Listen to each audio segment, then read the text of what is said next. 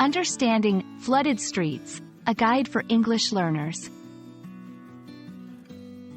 Hello everyone, and welcome to our English learning series.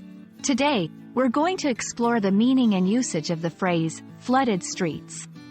This is a common term you might encounter in news reports, weather forecasts, or everyday conversations, especially in areas prone to heavy rain or natural disasters. Let's dive in and understand what it really means.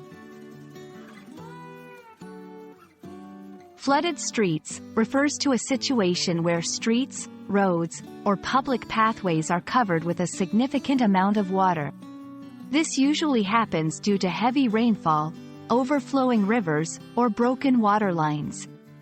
The key point here is that the water level is high enough to cause disruption in normal activities like driving or walking. It's not just a puddle or a small amount of water, but a considerable depth that can hinder movement and even pose risks. Understanding a phrase also involves knowing how to use it correctly in a sentence. Here are a few examples. The continuous rain has flooded the streets of our town. Residents are advised to stay indoors as the streets are flooded.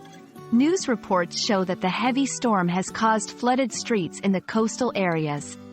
Notice how the phrase is commonly used in the passive form, indicating the streets are in a state of being flooded.